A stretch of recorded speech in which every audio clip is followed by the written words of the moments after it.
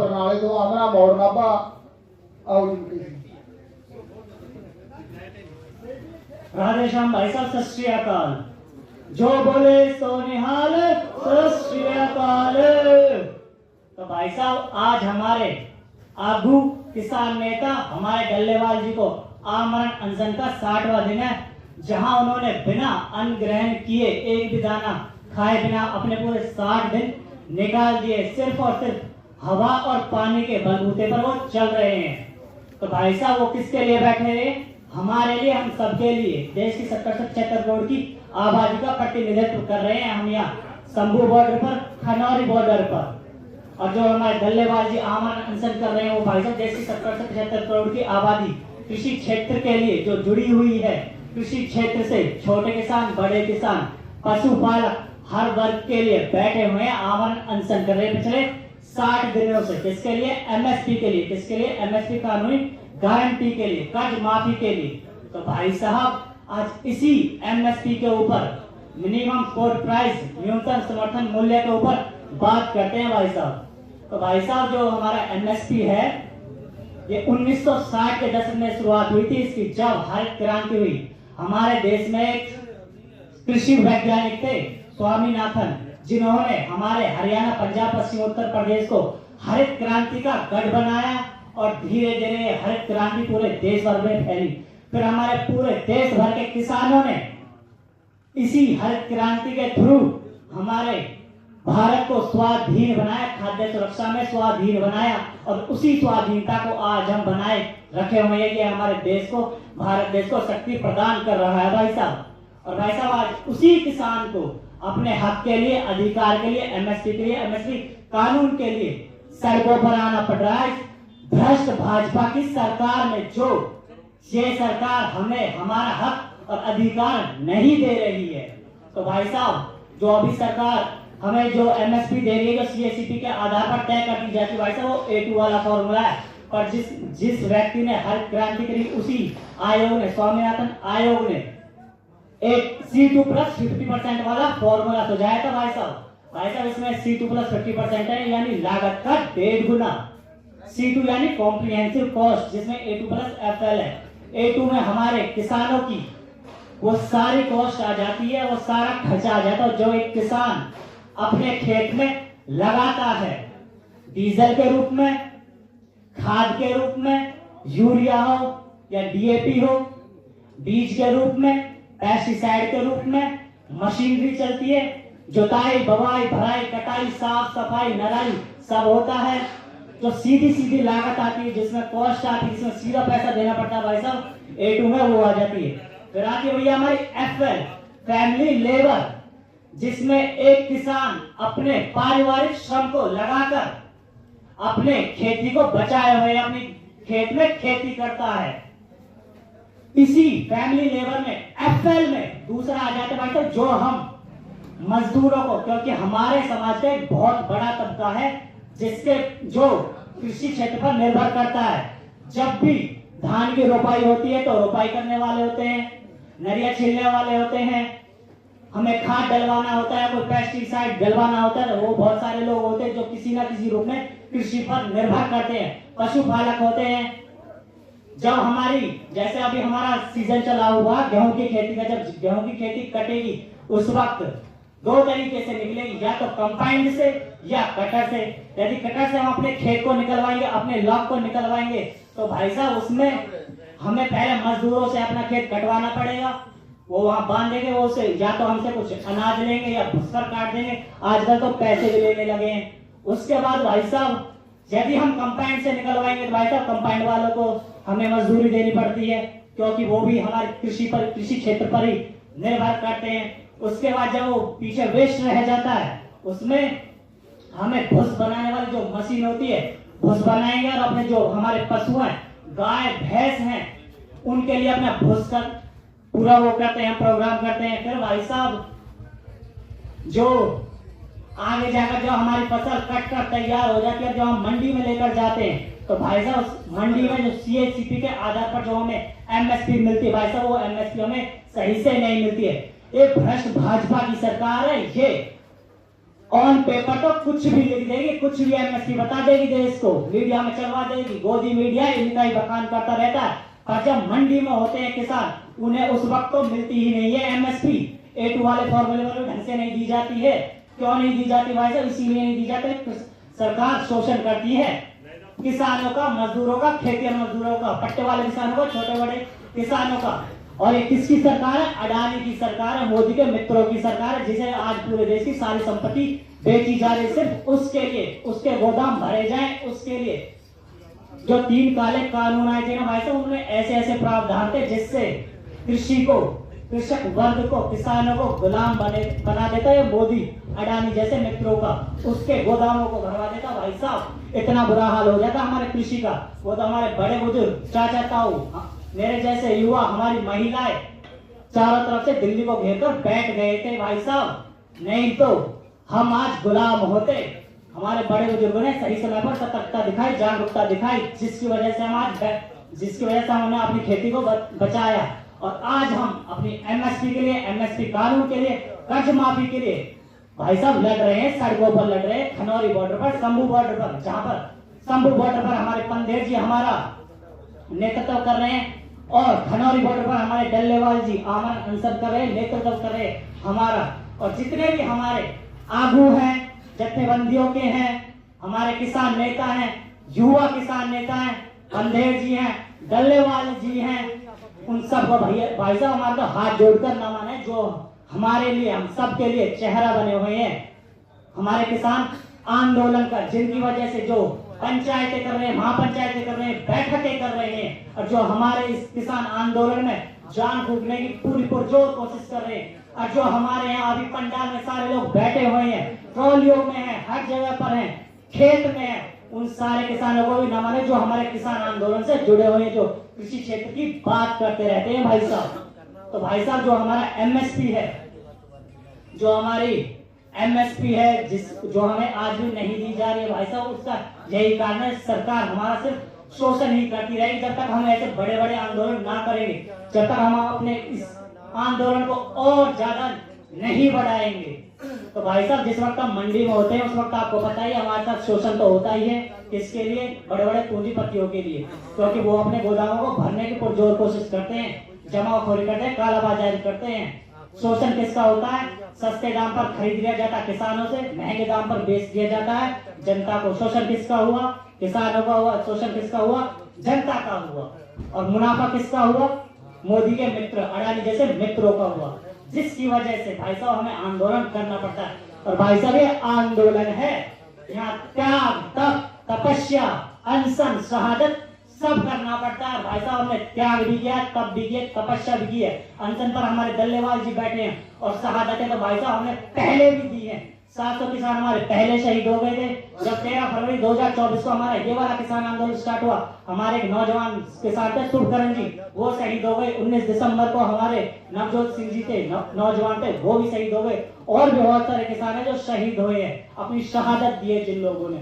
और बहुत सारे किसान हैं जो हमारे घायल हुए हैं भाई साहब किसान आंदोलन में, जो सरकार से सबसे आगे जाकर सरकार के प्रशासन से लोहा ले रहे थे। तो भाई साहब ये सारी बातें हैं जो हम किसानों को, अपने आने वाली पीढ़ियों को बचाने के लिए कर रहे हैं, अपने किसानों को, कृषि क्षेत्र को बचाने के लिए कर रहे हैं, अपने कृषि वर्ग के लिए कर रहे हैं, अपने आने वाली फसलों को, नस्लों को बचाने के लिए कर रहे हैं। तो भाई साहब जो ये हमारा फॉर्मूला है C2+ 50% वाला फॉर्मूला है, हमें इस पर एमएसपी चाहिए, जिसके लिए हम ये आज किसान आंदोलन शंभू बॉर्डर, खनौरी बॉर्डर पर कर रहे हैं। तो भाई साहब इसी बात के साथ जो बोले सो निहाल, सत श्री अकाल। जय तिरंगा, जय भारत। जी ते मैं सारे तो पहला बेनती करा, महेश फोगाट जी हरियाणा तो ने, बड़े वधिया बुलारे ने, बड़ी जानकारी रखते हैं, ते बेनती करा मुकेश फोगाट वो अज की स्टेज की जी आरंभता करनगे। मुकेश फोगाट जी।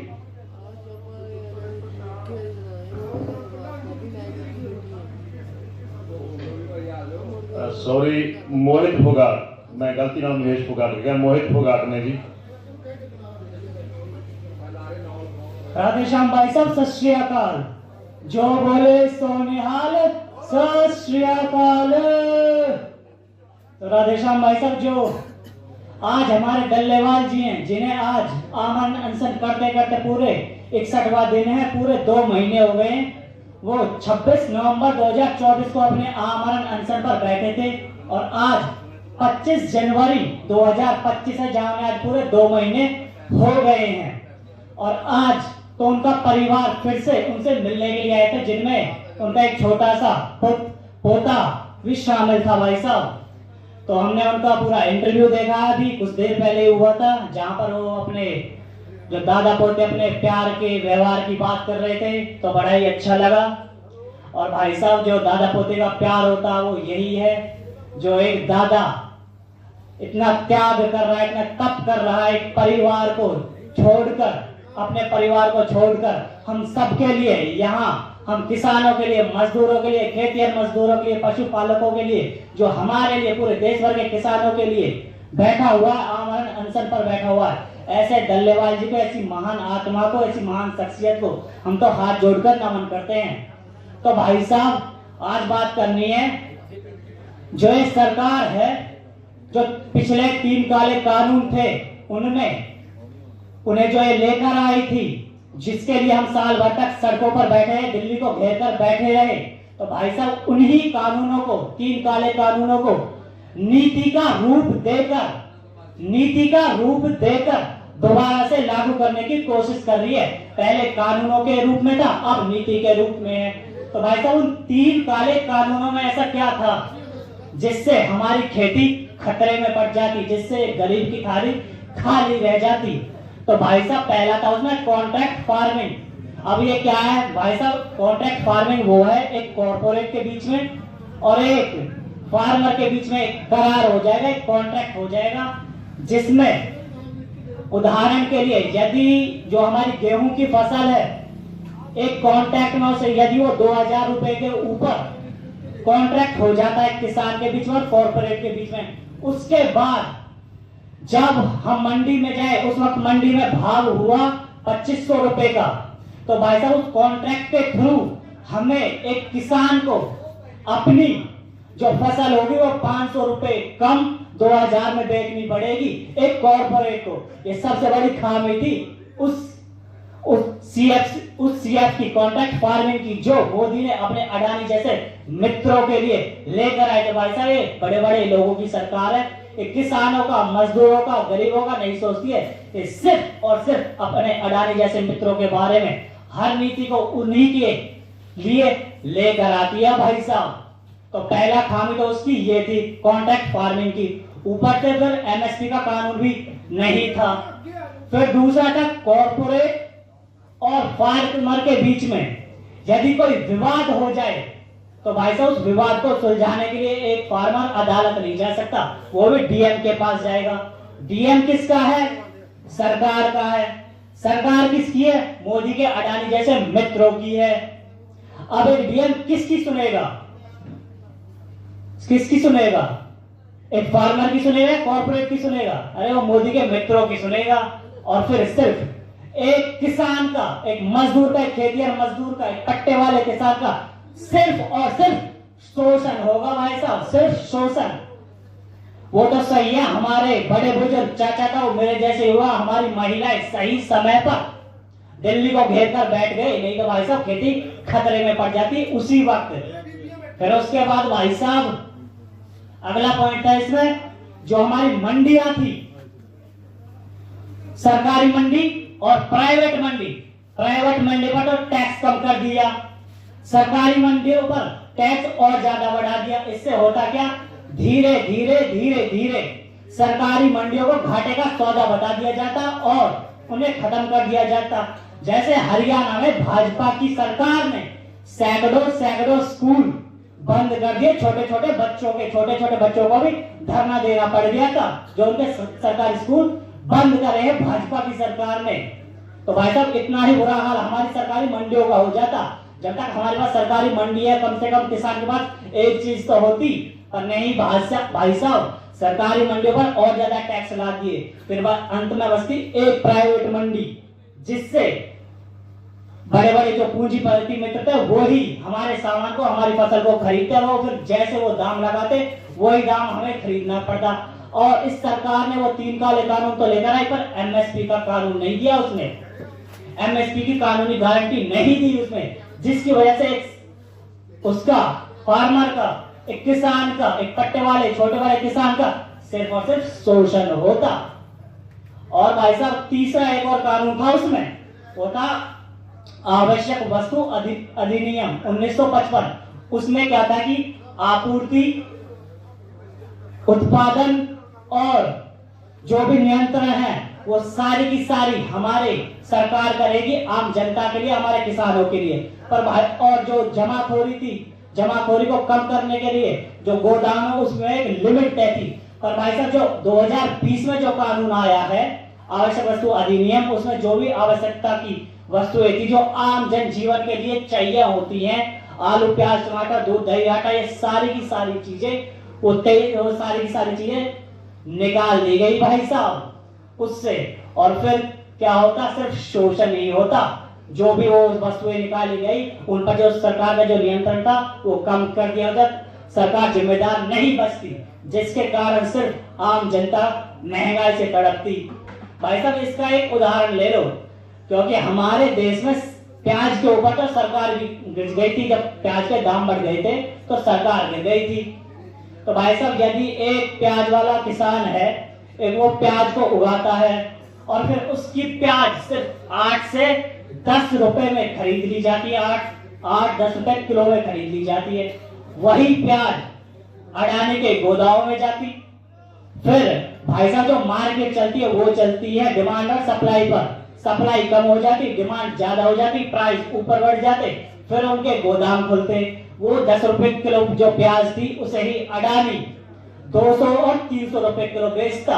इसमें शोषण किसका हुआ, मरा कौन इसमें, एक किसान जिसने इतनी मेहनत मजदूरी करी, इतनी लागत लगाई, अपने खेत में दिन रात काम किया, हर मौसम में काम किया, 200 रुपए और 300 रुपए किलो में जिन आम जनता ने खरीदी उनका शोषण होता, वो महंगाई से तड़पते।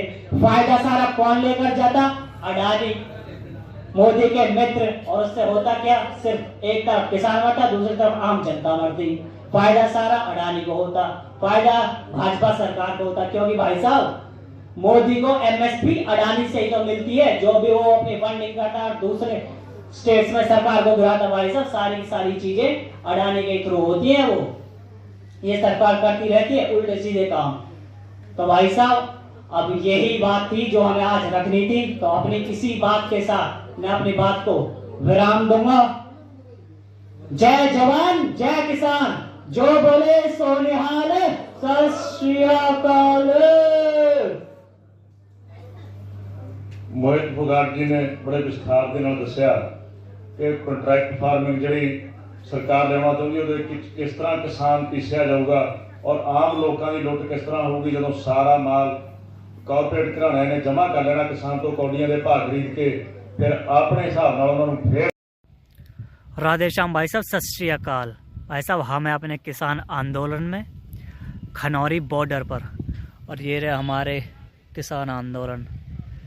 वहाँ सड़कों पे हमारी जो जत्थेबंदियाँ हैं और जो हमारे ट्रैक्टर हैं वो सारे के सारे उधर हैं, और मैं यहाँ बैठा हूँ खेतों में, क्योंकि दोनों साइड हमारे किसान आंदोलन के खेत हैं। तो भाई साहब जो ये हमारा किसान आंदोलन चल रहा है खनौरी बॉर्डर पर, शंभू बॉर्डर पर, एमएसपी के लिए, एमएसपी कानून के लिए, कर्ज माफ़ी के लिए।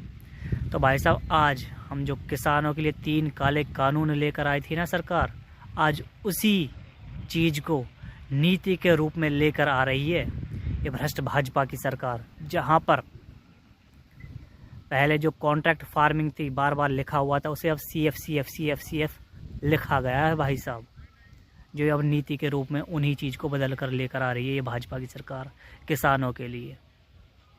तो भाई साहब पहले बात करते हैं उन 3 काले कानूनों की, जिनके लिए हमने साल भर से ज़्यादा आंदोलन किया, 700 से ज़्यादा हमारे किसान शहीद हुए, और हम हर मौसम में मेह बूंद बरसात आंधी तूफान हर मौसम में हम बैठे रहे, अड़े रहे, डटे रहे, और हमने अपनी फसल नस्ल को जो खेती खतरे में पड़ गई थी उसे बचाया। और जो गरीब की थाली खाली ना रह जाए इसलिए हम वहाँ लड़ते रहे, बैठे रहे, अड़े रहे और अंत में हमारी जीत हुई। तो भाई साहब उन्हीं 3 काले कानूनों को अब ये भ्रष्ट भाजपा की सरकार नीति के रूप में लेकर आ रही है। तो उन 3 काले कानूनों में काला क्या था? पहला था भाई साहब कॉन्ट्रैक्ट फार्मिंग। कॉन्ट्रैक्ट फार्मिंग के थ्रू क्या था, उसका एक उदाहरण ले लीजिए। एक कॉरपोरेट और एक फार्मर के बीच में एक कॉन्ट्रैक्ट हो जाएगा, साइन हो जाएगा, जिसके बाद यदि उस कॉन्ट्रैक्ट में ये लिखा गया है कि तुम्हारा गेहूँ 2000 रुपये किलो, 2000 रुपये प्रति क्विंटल खरीदा जाएगा उस कॉन्ट्रैक्ट के थ्रू, और उस साल मार्केट में जो पैसा था वो 2500 रुपये प्रति क्विंटल गेहूं की खरीद हुई। पर भाई साहब जो कॉरपोरेट के साथ जो हुआ है ना, करार हुआ है, जो कॉन्ट्रैक्ट हुआ है, उसमें अब उस किसान को 500 रुपये कम में 2000 में ही बेचना पड़ेगा उस कॉरपोरेट को। पहला तो ये। दूसरा, यदि एक कॉरपोरेट और फार्मर के बीच में कोई विवाद हो जाए तो भाई साहब विवाद का सुलझावा अदालत नहीं करेगी, उसे डीएम करेगा। अब एक बात बताइए, आज भ्रष्ट भाजपा की सरकार है, अडानी की सरकार है, मोदी के मित्रों की सरकार है, तो एक जब कॉन्ट्रैक्ट और एक फार्मर के बीच में जब कोई विवाद होगा तो फार्मर डीएम के पास जाएगा, डीएम सरकार की सुनेगा, सरकार किसकी सुनेगी? कॉरपोरेट की सुनेगी। शोषण अंततः किसान का होगा, मजदूर का होगा, खेतिहर मजदूर का होगा। पहले ही मट्टी पलीत हुई पड़ी है किसानों की, पहले वो बदहाल है, पहले वो गरीब है। हर साल किसानों के लिए महंगाई बढ़ जाती, पर भाई साहब जो उसकी आमदनी है वो उतनी की उतनी ही रहती है एक किसान की, ऊपर से फ्री है। हम तो ये कहते हैं कल को कोई विवाद हो जाए, वो कोर्ट भी जाना पड़ जाए, तो क्या एक किसान कोर्ट में जा सकता है क्या? भाई साहब एक बात बताइए, जब एक कॉरपोरेट लाखों करोड़ों का वकील खड़ा कर देगी, पर क्या एक किसान जो पहले कर्ज में डूबा हुआ है, जिससे अपनी मेहनत मजदूरी करनी है, अपने खेत में काम करना है, क्या वो लाखों करोड़ों का वकील कर पाएगा क्या? नहीं। अंत में फिर शोषण किसका होगा? हार किसकी होगी? किसान की होगी। जीतेगा कौन? कॉरपोरेट। तो भाई साहब बहुत बुरा हाल हो जाता यदि हम नहीं बैठते तो उस वक्त। एक कारण ये, हम तो कल को ये भी कहते हैं कि चलो अदालत में भी चले जाए, बात तो सारी है क्या फिर वो जो थोड़ा बहुत जो कमा पा रहा था वो किसान, क्या वो उसके बाद कमा पाएगा? क्या नहीं कमा पाएगा। बहुत सारी बातें हैं भाई साहब। एक पॉइंट ये हो गया। फिर भाई साहब आगे बात कर लो अब आप मंडियों की। उन जो वो थे 3 काले कानून, उसमें जो प्राइवेट मंडी थी उन पर तो टैक्स कम कर दिया, और जो सरकारी मंडी थी उन पर टैक्स बढ़ा दिया था। अब धीरे धीरे सारे किसान कहाँ जाते? शुरुआत में जाते प्राइवेट मंडी पर। सरकारी मंडी को धीरे धीरे घाटे का सौदा बता दिया जाता और उसे ख़त्म कर दिया जाता। जैसे हरियाणा में सैकड़ों सरकारी स्कूल बंद कर दिए, जिसमें किसानों के, गरीबों के, मजदूरों के बच्चे पढ़ते हैं। इस भ्रष्ट भाजपा की सरकार ने छोटे छोटे बच्चों को भी धरना देना पड़ गया था। तो ये इतना बुरा हाल किया है। वैसे ही ये सरकारी मंडी को ख़त्म कर देते। आपको एक बात और बता दूं, मध्य प्रदेश में 185 मंडियाँ और महाराष्ट्र में 115 मंडियाँ बंद करने की कगार पर थी। वो तो हम बैठे हुए थे, हमने किसान आंदोलन किया, तब जाकर वो मंडियाँ बच पाई भाई साहब। नहीं तो जब वो 3 काले कानून आए थे उसी वक्त उन्हें बंद कर दिया जाता, फिर एक ही मंडी बचती, फिर वो बचती प्राइवेट मंडी, और फिर शोषण होता किसानों का। आपको एक बात और बता दूं, सरकारी मंडी हो चाहे प्राइवेट मंडी हो, हमें हमारा दाम चाहिए। एक तो सरकारी मंडी पर टैक्स ज़्यादा लगा दिए, प्राइवेट मंडी पर टैक्स कम कर दिए, ऊपर से फिर एमएसपी का गारंटी कानून भी नहीं है कि किसानों को एमएसपी मिलेगी। जब किसानों को एमएसपी ही नहीं मिलेगा, उसके फसल का वाजिब दाम ही नहीं मिलेगा, तो वो गरीब होता रहेगा, हर साल उसके लिए महंगाई बढ़ती रहेगी, बदहाल रहेगा, अपने बच्चों को सही से पढ़ा लिखा नहीं पाएगा, अपने बच्चों का शादी ब्याह करने के लिए उसे लोन लेना पड़ेगा या अपने आसपास वालों से कर्जा लेगा, पहले वो कर्ज में डूबा हुआ है कृषि के में। तो ये सारी बातें हैं भाई साहब। इतना बुरा हाल हो जाता यदि सरकारी मंडियाँ ख़त्म हो जाती। अरे तुम हमारे लिए 2 चीज़ करते हो, तो सरकारी मंडियों को ख़त्म मत करो, दूसरा जो एमएसपी का गारंटी कानून है वो बना दो, जिससे पूरे देश भर के किसानों को मिलेगा उसकी मेहनत का फल, उसकी मेहनत मजदूरी मिलेगी। तो ये सारी चीज़ें कर दो भाई साहब हमारे लिए। और क्या सरकार कर रही है? नहीं कर रही है। सिर्फ अपने पूंजीपति मित्रों को फ़ायदा पहुंचाने के लिए हर नीति उन्हीं के हिसाब से बनाई जाती है भाई साहब। फिर भाई साहब उसमें एक और था, तीसरा अधिनियम, वो था आवश्यक वस्तु अधिनियम, उसको बदल दिया था। एक था आवश्यक वस्तु अधिनियम 1955, उसको बदल कर उसमें कई सारे चेंज किए गए। पहला जो उत्पादन, पहले वाले में कहा था, जो 1955 वाला था, उसमें उत्पादन, नियंत्रण और आपूर्ति बाजार में जो भी होगी वो सरकार देखेगी, उसकी देखभाल करेगी। पर इस 2020 वाले में ये सारी चीज़ें हटा दी गई। पहले वाले में क्या था 1955 वाले में कि कोई ज़्यादा कालाबाजारी नहीं करेगा, ज़्यादा अपने गोदामों में नहीं रखेगा, एक सीमा लगा दी गई थी। दूसरा इसमें क्या किया है, वो सारी सीमाएं हटा दी गई, गोदाम भर दिए जाते, औने पौने दाम पर ख़रीद लिए जाते किसानों से और गोदाम भर दिए जाते। और जैसे ही मार्केट है वो डिमांड और सप्लाई पर चलता है, जैसे ही सप्लाई कम होती डिमांड बढ़ती और प्राइस ऊपर जाता, तुरंत वो निकालते, जितने भी पूंजीपति थे उनको निकाल देते जो भी फसल थी। और उसके बाद फिर देखो भाई साहब क्या होता, सारा की सारा जो मुनाफा वो पूंजीपति ही ले जाते। एक उदाहरण से समझते इस चीज़ को, क्योंकि भाई साहब एक प्याज का उदाहरण ले लेते क्योंकि प्याज के कारण ही एक बार तो सरकार बिगड़ चुकी है हमारे देश में, जब प्याज के रेट बढ़े थे। तो भाई साहब प्याज की ही बात कर लेते हैं। तो एक किसान है जो अपने खेत में प्याज को लगाता है, उगाता है, उसके बाद देखभाल करता है, फिर जब मंडी में जाता है तो उसकी प्याज 10 रुपये किलो में ख़रीद ली जाती है। फिर उसका मोदी के अडानी जैसे मित्र उसका उसको ख़रीद कर 10 रुपये किलो में अपने उसमें भर लेते हैं गोदामों में। उसके बाद मार्केट अब उनके हाथ में रहेगी। जैसे ही जो सारी प्याज उनके पास चली गई, पूंजीपतियों के पास, उनके गोदामों में चली गई, उसके बाद जो सप्लाई थी वो बिल्कुल ही कम हो गई। उसके बाद क्या होगा, प्राइस बढ़ेंगे, जो 10 रुपये किलो की जो प्याज थी वो सीधी 200 रुपये किलो हो जाएगी। इससे आम जनता को नुकसान होगा। अब यहाँ बस दो चीज़ें हुई हैं, एक तो किसान मर गया, आम जनता के लिए महंगाई बढ़ गई, ऊपर से किसानों के लिए एमएसपी का कानून भी तो नहीं है। यदि एमएसपी का कानून होगा यहाँ पर, एमएसपी का जो गारंटी कानून है वो होगा, तो कम से कम किसान तो बचेगा वहाँ पर, किसानों को तो उनका हक और अधिकार मिलेगा उन्हें।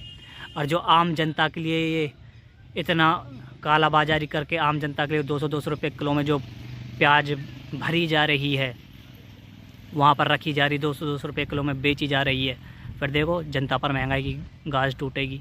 तो इसीलिए इस कालाबाजारी को रोकने के लिए किसानों के लिए भी और आम जनता के लिए भी भाई साहब हम लड़े, नहीं तो इतना बुरा हाल कर देती भ्रष्ट भाजपा की सरकार, सिर्फ अपने अडानी जैसे मित्रों को फ़ायदा पहुंचाने के लिए। क्योंकि मोदी के मित्रों की तो सरकार है, अडानी की ही तो सरकार है।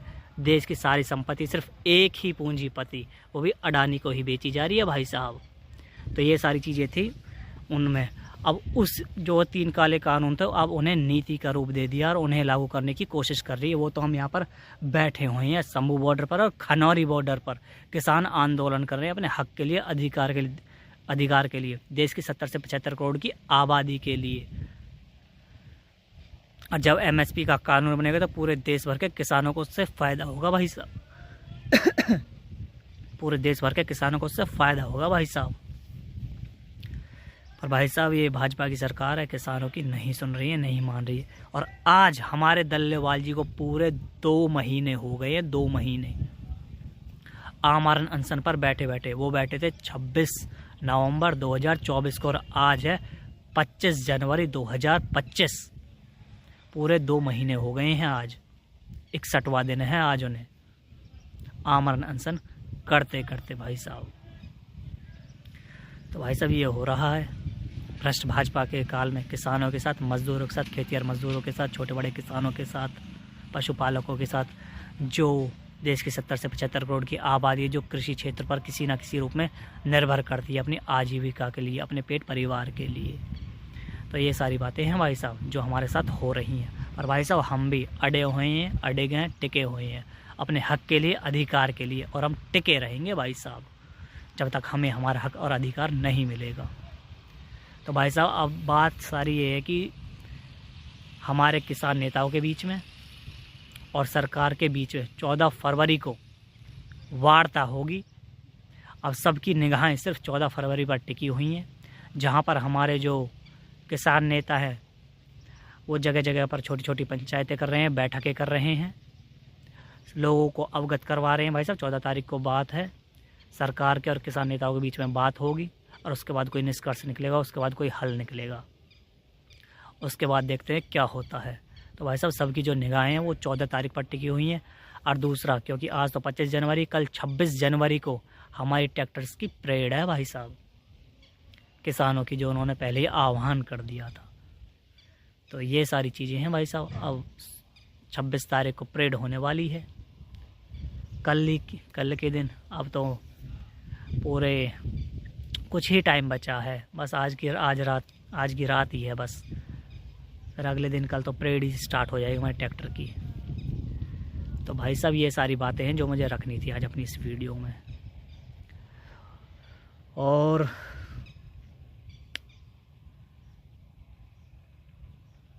मुझे ऐसा और कोई पॉइंट आ नहीं रहा है, क्योंकि सरकार जो 3 काले कानून थी उनका रूप बदल कर उन्हें नीति के रूप में लेकर आ रही है सामने।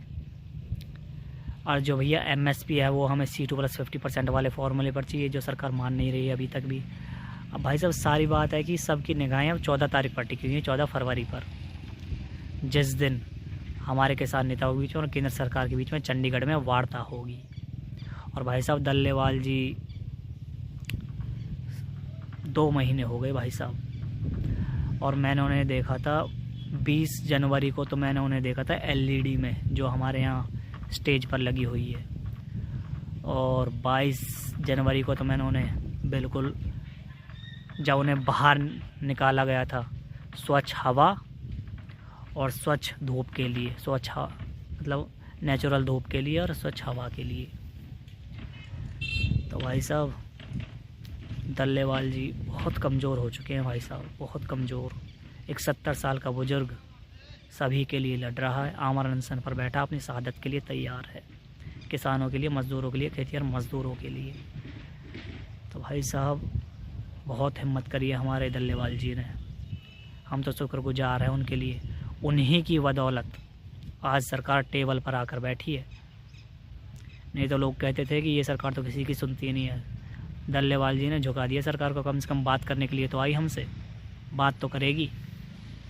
जब तो बात भी नहीं कर रही थी, बस जैसे इलेक्शन आते तभी टामाटोल करने लगती है ये सरकार। अब असल में 14 तारीख को क्या होता भाई साहब, वो ही असली निष्कर्ष है, वही असली हल है। 14 तारीख को जो भी होगा उसके बाद ये अच्छा अपडेट आएगा, कोई अगला अपडेट आएगा कोई। और भाई ये रहा हमारा किसान आंदोलन। अपनी बात रखनी थी भैया, यहाँ हमारे पीछे तक जहाँ तक नज़र जा रही है गेहूं की खेती हो रही है, गेहूं की खेती हो रही है।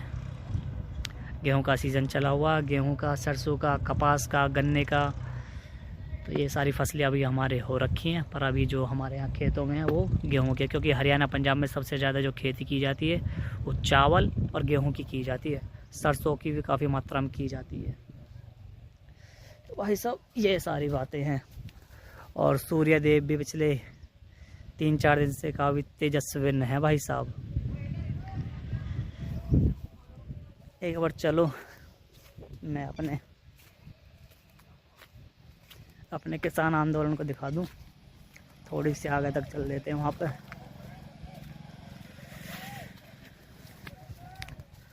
और भाई साहब कल मैंने अपने यहाँ किसान आंदोलन में खनौरी बॉर्डर पर स्टेज पर अपने विचार मैंने रखे। सबसे पहले मैंने अपने वहाँ इस वाले आंदोलन में शंभू बॉर्डर पर गया था, वहाँ बोला। उसके बाद कल मैंने अपने विचार रखे, स्टेज पर रखे, और उससे पहले भी रखे थे। मतलब 2 दिन हो गए मुझे यहाँ स्टेज पर बोलते बोलते, और आज भी देखते हैं क्या होता है। आज मैं अपनी इसी बात को रखूँगा जो ये सरकार ऐसा कर रही है। और ये हमारा भाई साहब किसान आंदोलन चल रहा है। और भाई साहब अब दिन ही कितने बचे हैं, मोटा मोटा 13-20 दिन बचे हैं 1 साल होने में, हमें 19-20 दिन। और ये भाई साहब हमारा किसान आंदोलन, ये रहा और ये रहा। तो भाई साहब ये सारी चीज़ें हैं।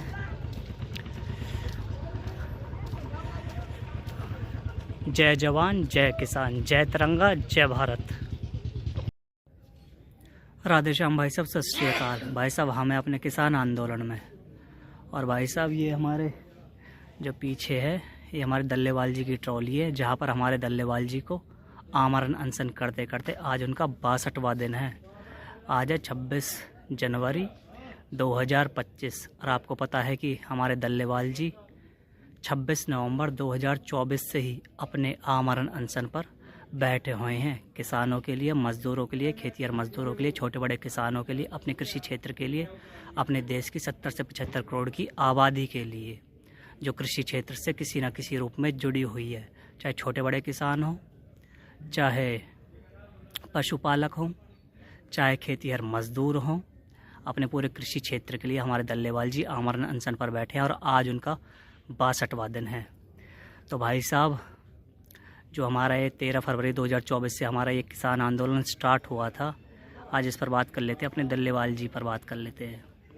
तो भाई साहब आपको पिछले वाला आंदोलन याद ही होगा जो साल भर से ज़्यादा चला। जब वो आंदोलन ख़त्म हो रहा था ना, जब सरकार बात कर रही थी, तो उस वक्त हमारे दल्लेवाल जी ने एक बात बोली थी कि अभी हमें और रुकना चाहिए, नहीं तो ये सरकार एमएसपी और एमएसपी का कानून नहीं देगी। जो हमारे दल्लेवाल जी ने बोला था वही बात सही निकली भाई साहब। अभी तक भी सरकार ने ना तो हमें एमएसपी दी, ना एमएसपी का कानून दिया, और हमारा वो पहले वाला आंदोलन था वो ख़त्म करवा दिया। फिर भाई साहब 2 साल तक किसान बैठे रहे, उसके बाद अब दोबारा चले हैं 13 फरवरी 2024 से फिर हमारे आंदोलन चल रहा है, और अब इसे 1 साल हो जाएगा, 15-16 दिन बचे हैं, पूरा 1 साल हो जाएगा। उसके बाद जब 9.5 महीने तक सरकार ने हमारी नहीं सुनी, तो हमारे दल्लेवाल जी 26 नवंबर 2024 को आमरण अनशन पर बैठ जाते हैं। फिर उसके बाद आपको पता है उनकी तबीयत धीरे धीरे 70 साल का बुजुर्ग है, धीरे धीरे कमज़ोरी होती चली गई।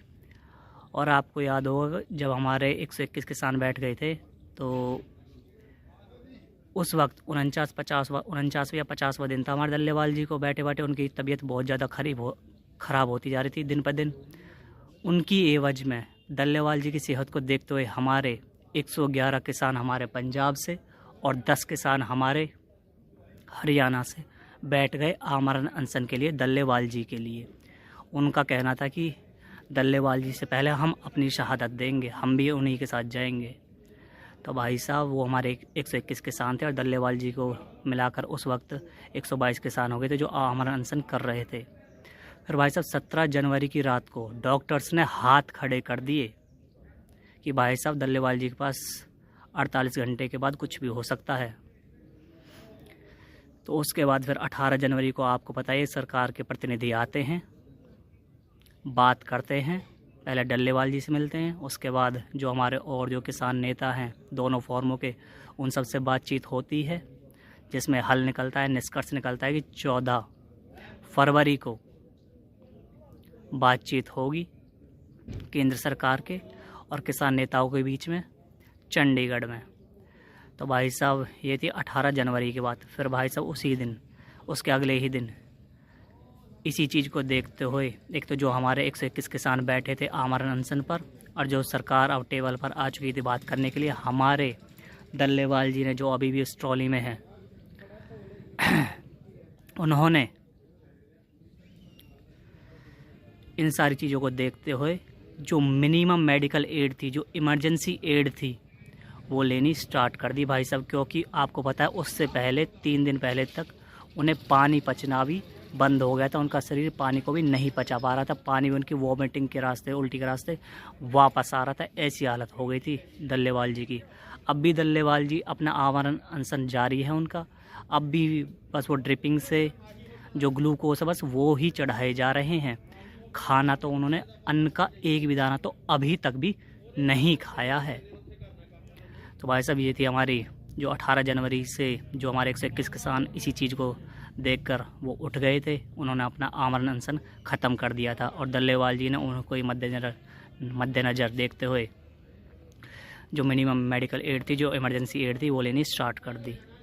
उसके बाद भाई साहब डल्लेवाल जी हैं, भाई साहब इन्हें आमरण अनशन को यदि कोई इस दुनिया में है जो ख़त्म कर सकता है तो भाई साहब वो खुद डल्लेवाल जी हैं। पर भाई साहब वो किसानों के लिए, मज़दूरों के लिए आज भी बैठे हुए हैं, आमरण अनशन पर बैठे हुए हैं। उसके बाद भाई साहब अब जो हम थोड़ा बहुत सुन रहे हैं कि थोड़ी बहुत उनकी जो हालत पहले थी उसमें सुधार आ गया है। तो भाई साहब ये सारी चीज़ें हैं जो हमारे डल्लेवाल जी हमारे लिए आंदोलन कर रहे हैं, आमरण अनशन पर बैठे हुए हैं, किसानों के लिए, मज़दूरों के लिए, खेतिहर मज़दूरों के लिए। ये उनकी सेहत की बात थी, पर बीच में तो एक बार बहुत ज़्यादा सेहत ख़राब थी। और आज है 26 जनवरी, आज हमारी ट्रैक्टर परेड है। और असल में जो सबकी निगाहें जो टिकी हुई हैं वो भाई साहब 14 फरवरी पर टिकी हुई हैं, 14 फरवरी पर, जहां पर सरकार के बीच में और ये हमारे किसान नेताओं के बीच में बातचीत होगी। तो ये सारी बातें हैं भाई साहब। तो जय जवान और जय किसान।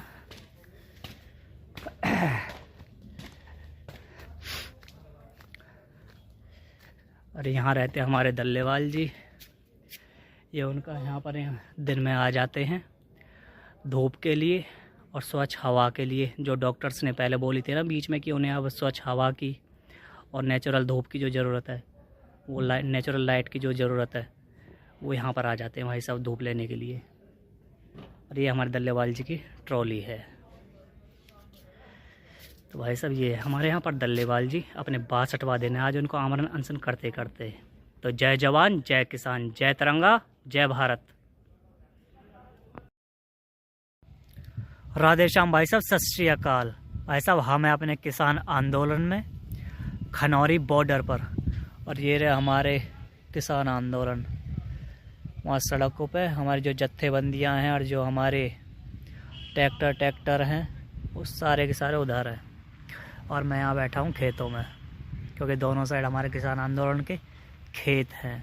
तो भाई साहब जो ये हमारा किसान आंदोलन चल रहा है खनौरी बॉर्डर पर, शंभू बॉर्डर पर, एमएसपी के लिए, एमएसपी कानून के लिए, कर्ज माफ़ी के लिए। तो भाई साहब आज हम जो किसानों के लिए 3 काले कानून लेकर आई थी ना सरकार, आज उसी चीज़ को नीति के रूप में लेकर आ रही है ये भ्रष्ट भाजपा की सरकार। जहां पर पहले जो कॉन्ट्रैक्ट फार्मिंग थी बार बार लिखा हुआ था, उसे अब CF लिखा गया है भाई साहब, जो अब नीति के रूप में उन्हीं चीज़ को बदल कर लेकर आ रही है ये भाजपा की सरकार किसानों के लिए। तो भाई साहब पहले बात करते हैं उन 3 काले कानूनों की, जिनके लिए हमने साल भर से ज़्यादा आंदोलन किया, 700 से ज़्यादा हमारे किसान शहीद हुए, और हम हर मौसम में मेह बूंद बरसात, आंधी तूफान, हर मौसम में हम बैठे रहे, अड़े रहे, डटे रहे, और हमने अपनी फसल नस्ल को जो खेती खतरे में पड़ गई थी उसे बचाया। और जो गरीब की थाली खाली ना रह जाए इसलिए हम वहाँ लड़ते रहे, बैठे रहे, अड़े रहे, और अंत में हमारी जीत हुई। तो भाई साहब उन्हीं 3 काले कानूनों को अब ये भ्रष्ट भाजपा की सरकार नीति के रूप में लेकर आ रही है। तो उन 3 काले कानूनों में काला क्या था? पहला था भाई साहब कॉन्ट्रैक्ट फार्मिंग। कॉन्ट्रैक्ट फार्मिंग के थ्रू क्या था, उसका एक उदाहरण ले लीजिए। एक कॉरपोरेट और एक फार्मर के बीच में एक कॉन्ट्रैक्ट हो जाएगा, साइन हो जाएगा, जिसके बाद यदि उस कॉन्ट्रैक्ट में ये लिखा गया है कि तुम्हारा गेहूँ 2000 रुपये किलो, 2000 रुपये प्रति क्विंटल खरीदा जाएगा उस कॉन्ट्रैक्ट के थ्रू, और उस साल मार्केट में जो पैसा था वो 2500 रुपये प्रति क्विंटल गेहूं की खरीद हुई। पर भाई साहब जो कॉरपोरेट के साथ जो हुआ है ना, करार हुआ है, जो कॉन्ट्रैक्ट हुआ है, उसमें अब उस किसान को 500 रुपये कम में 2000 में ही बेचना पड़ेगा उस कॉरपोरेट को। पहला तो ये। दूसरा, यदि एक कॉरपोरेट और फार्मर के बीच में कोई विवाद हो जाए तो भाई साहब विवाद का सुलझावा अदालत नहीं करेगी, उसे डीएम करेगा। अब एक बात बताइए, आज भ्रष्ट भाजपा की सरकार है, अडानी की सरकार है, मोदी के मित्रों की सरकार है, तो एक जब कॉन्ट्रैक्ट और एक फार्मर के बीच में जब कोई विवाद होगा तो फार्मर डीएम के पास जाएगा, डीएम सरकार की सुनेगा, सरकार किसकी सुनेगी? कॉरपोरेट की सुनेगी। शोषण अंततः किसान का होगा, मजदूर का होगा, खेतिहर मजदूर का होगा। पहले ही मट्टी पलीत हुई पड़ी है किसानों की, पहले वो बदहाल है, पहले वो गरीब है। हर साल किसानों के लिए महंगाई बढ़ जाती, पर भाई साहब जो उसकी आमदनी है वो उतनी की उतनी ही रहती है एक किसान की, ऊपर से फ्री है। हम तो ये कहते हैं कल को कोई विवाद हो जाए, वो कोर्ट भी जाना पड़ जाए, तो क्या एक किसान कोर्ट में जा सकता है क्या? भाई साहब एक बात बताइए, जब एक कॉरपोरेट लाखों करोड़ों का वकील खड़ा कर देगी, पर क्या एक किसान जो पहले कर्ज में डूबा हुआ है, जिससे अपनी मेहनत मजदूरी करनी है, अपने खेत में काम करना है, क्या वो लाखों करोड़ों का वकील कर पाएगा क्या? नहीं। अंत में फिर शोषण किसका होगा? हार किसकी होगी? किसान की होगी। जीतेगा कौन? कॉरपोरेट।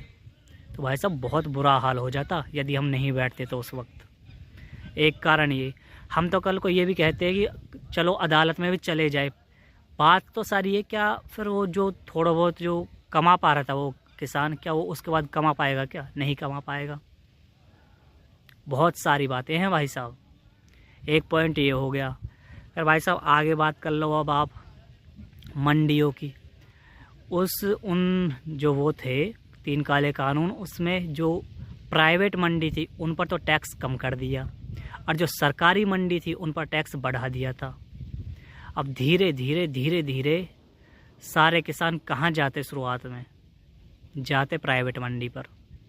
सरकारी मंडी को धीरे धीरे घाटे का सौदा बता दिया जाता और उसे ख़त्म कर दिया जाता। जैसे हरियाणा में सैकड़ों सरकारी स्कूल बंद कर दिए, जिसमें किसानों के, गरीबों के, मजदूरों के बच्चे पढ़ते हैं इस भ्रष्ट भाजपा की सरकार ने। छोटे छोटे बच्चों को भी धरना देना पड़ गया था। तो ये इतना बुरा हाल किया है। वैसे ही ये सरकारी मंडी को ख़त्म कर देते। आपको एक बात और बता दूं, मध्य प्रदेश में 185 मंडियाँ और महाराष्ट्र में 115 मंडियाँ बंद करने की कगार पर थी। वो तो हम बैठे हुए थे कि हमने किसान आंदोलन किया, तब जाकर वो मंडियां बच पाई भाई साहब। नहीं तो जब वो 3 काले कानून आए थे उसी वक्त उन्हें बंद कर दिया जाता। फिर एक ही मंडी बचती, फिर वो बचती प्राइवेट मंडी, और फिर शोषण होता किसानों का। आपको एक बात और बता दूं, सरकारी मंडी हो चाहे प्राइवेट मंडी हो, हमें हमारा दाम चाहिए। एक तो सरकारी मंडी पर टैक्स ज़्यादा लगा दिए, प्राइवेट मंडी पर टैक्स कम कर दिए, ऊपर से फिर एमएसपी का गारंटी कानून भी नहीं है कि किसानों को एमएसपी मिलेगी। जब किसानों को एमएसपी ही नहीं मिलेगा, उसके फसल का वाजिब दाम ही नहीं मिलेगा, तो वो गरीब होता रहेगा, हर साल उसके लिए महंगाई बढ़ती रहेगी, बदहाल रहेगा, अपने बच्चों को सही से पढ़ा लिखा नहीं पाएगा, अपने बच्चों का शादी ब्याह करने के लिए उसे लोन लेना पड़ेगा या अपने आसपास वालों से कर्जा लेगा, पहले वो कर्ज में डूबा हुआ है कृषि के में। तो ये सारी बातें हैं भाई साहब। इतना बुरा हाल हो जाता यदि सरकारी मंडियाँ ख़त्म हो जाती। अरे तुम हमारे लिए 2 चीज़ करते हो, एक तो सरकारी मंडियों को ख़त्म मत करो, दूसरा जो एमएसपी का गारंटी कानून है वो बना दो, जिससे पूरे देश भर के किसानों को मिलेगा उसकी मेहनत का फल, उसकी मेहनत मजदूरी मिलेगी। तो ये सारी चीज़ें कर दो भाई साहब हमारे लिए। और क्या है सरकार कर रही है? नहीं कर रही है।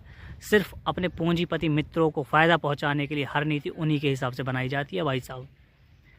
फिर भाई साहब उसमें एक और था, तीसरा अधिनियम, वो था आवश्यक वस्तु अधिनियम, उसको बदल दिया था। एक था आवश्यक वस्तु अधिनियम 1955, उसको बदल कर उसमें कई सारे चेंज किए गए। पहला जो उत्पादन, पहले वाले में कहा था, जो 1955 वाला था उसमें उत्पादन, नियंत्रण और आपूर्ति बाज़ार में जो भी होगी वो सरकार देखेगी, उसकी देखभाल करेगी। पर इस 2020 वाले में ये सारी चीज़ें हटा दी गई। पहले वाले में क्या था 1955 वाले में कि कोई ज़्यादा कालाबाजारी नहीं करेगा, ज़्यादा अपने गोदामों में नहीं रखेगा, एक सीमा लगा दी गई थी।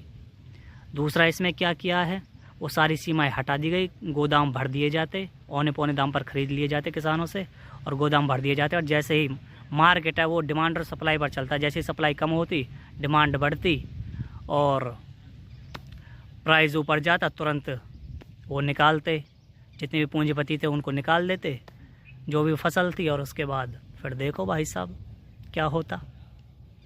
सारा की सारा जो मुनाफा वो पूंजीपति ही ले जाते। एक उदाहरण से समझते इस चीज़ को, क्योंकि भाई साहब एक प्याज का उदाहरण ले लेते क्योंकि प्याज के कारण ही एक बार तो सरकार भी गिर चुकी है हमारे देश में, जब प्याज के रेट बढ़े थे। तो भाई साहब प्याज की ही बात कर लेते हैं।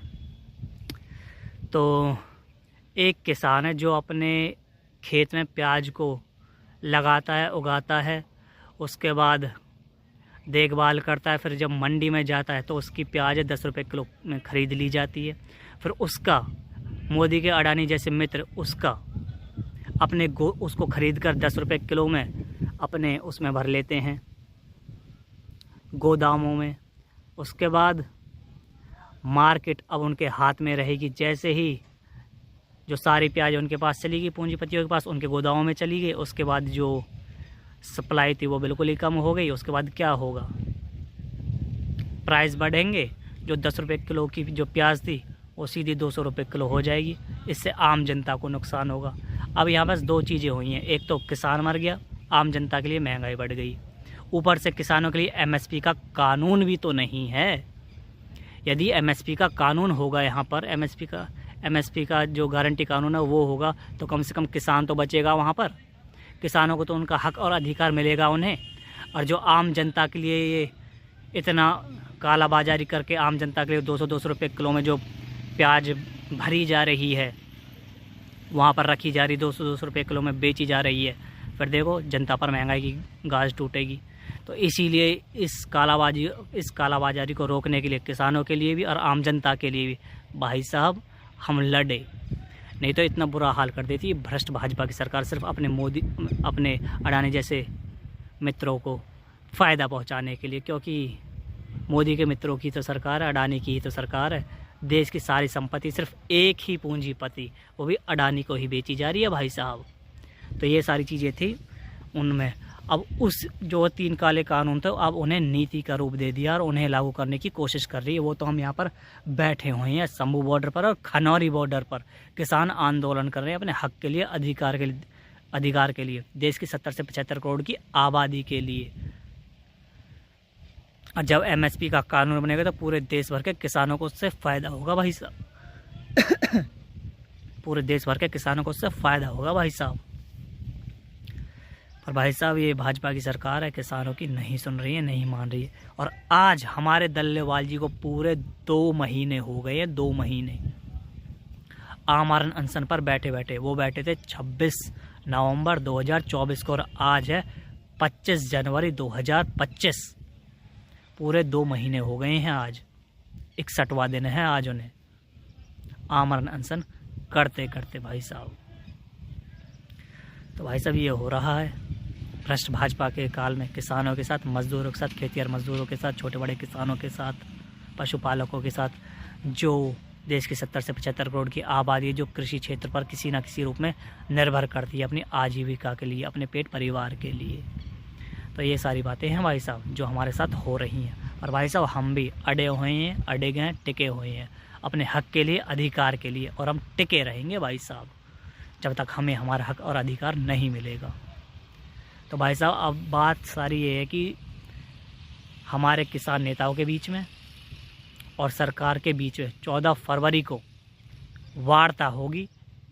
अब सबकी निगाहें सिर्फ 14 फरवरी पर टिकी हुई हैं, जहां पर हमारे जो किसान नेता हैं वो जगह जगह पर छोटी छोटी पंचायतें कर रहे हैं, बैठकें कर रहे हैं, लोगों को अवगत करवा रहे हैं। भाई साहब 14 तारीख को बात है, सरकार के और किसान नेताओं के बीच में बात होगी और उसके बाद कोई निष्कर्ष निकलेगा, उसके बाद कोई हल निकलेगा, उसके बाद देखते हैं क्या होता है। तो भाई साहब सबकी जो निगाहें हैं वो 14 तारीख पर टिकी हुई हैं। और दूसरा, क्योंकि आज तो 25 जनवरी, कल 26 जनवरी को हमारी ट्रैक्टर्स की परेड है भाई साहब, किसानों की, जो उन्होंने पहले ही आह्वान कर दिया था। तो ये सारी चीज़ें हैं भाई साहब। अब 26 तारीख को परेड होने वाली है, कल के दिन। अब तो पूरे कुछ ही टाइम बचा है, बस आज की रात ही है बस, फिर अगले दिन कल तो परेड ही स्टार्ट हो जाएगी हमारे ट्रैक्टर की। तो भाई साहब ये सारी बातें हैं जो मुझे रखनी थी आज अपनी इस वीडियो में।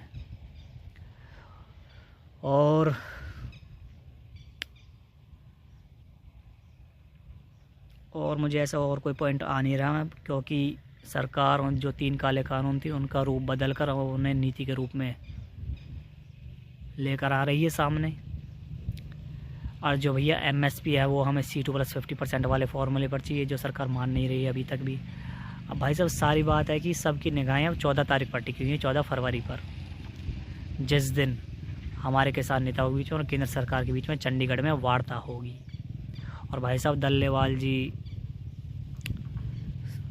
2 महीने हो गए भाई साहब, और मैंने उन्हें देखा था 20 जनवरी को, तो मैंने उन्हें देखा था LED में जो हमारे यहाँ स्टेज पर लगी हुई है, और 22 जनवरी को तो मैंने उन्हें बिल्कुल, जब उन्हें बाहर निकाला गया था स्वच्छ हवा और स्वच्छ धूप के लिए, स्वच्छ मतलब नेचुरल धूप के लिए और स्वच्छ हवा के लिए। तो भाई साहब दल्लेवाल जी बहुत कमज़ोर हो चुके हैं भाई साहब, बहुत कमज़ोर। एक 70 साल का बुजुर्ग सभी के लिए लड़ रहा है, आमरण अनशन पर बैठा, अपनी शहादत के लिए तैयार है, किसानों के लिए, मज़दूरों के लिए, खेतिहर मज़दूरों के लिए। तो भाई साहब बहुत हिम्मत करी है हमारे दल्लेवाल जी ने, हम तो शुक्रगुजार हैं उनके लिए। उन्हीं की बदौलत आज सरकार टेबल पर आकर बैठी है, नहीं तो लोग कहते थे कि ये सरकार तो किसी की सुनती नहीं है। दल्लेवाल जी ने झुका दिया सरकार को, कम से कम बात करने के लिए तो आई हमसे, बात तो करेगी। जब तो बात भी नहीं कर रही थी, बस जैसे ही इलेक्शन आते तभी टामाटोल करने लगती है ये सरकार। अब असल में 14 तारीख को क्या होता भाई साहब, वही असली निष्कर्ष है, वही असली हल है। 14 तारीख को जो भी होगा उसके बाद ये अच्छा अपडेट आएगा, कोई अगला अपडेट आएगा कोई। और भाई ये रहा हमारा किसान आंदोलन। अपनी बात रखनी थी भैया, यहाँ हमारे पीछे तक जहाँ तक नज़र जा रही है गेहूं की खेती हो रही है, गेहूं की खेती हो रही है। गेहूं का सीज़न चला हुआ, गेहूं का, सरसों का, कपास का, गन्ने का, तो ये सारी फसलें अभी हमारे हो रखी हैं। पर अभी जो हमारे यहाँ खेतों में है वो गेहूं के, क्योंकि हरियाणा पंजाब में सबसे ज़्यादा जो खेती की जाती है वो चावल और गेहूं की जाती है, सरसों की भी काफ़ी मात्रा में की जाती है। तो भाई साहब ये सारी बातें हैं। और सूर्य देव भी पिछले 3-4 दिन से काफ़ी तेजस्वी है भाई साहब। एक बार चलो मैं अपने किसान आंदोलन को दिखा दूं, थोड़ी सी आगे तक चल देते हैं वहाँ पे।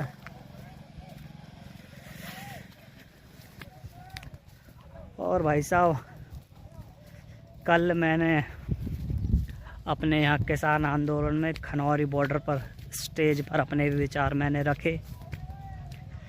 सबसे पहले मैंने अपने वहाँ इस वाले आंदोलन में शंभू बॉर्डर पर गया था, वहाँ बोला।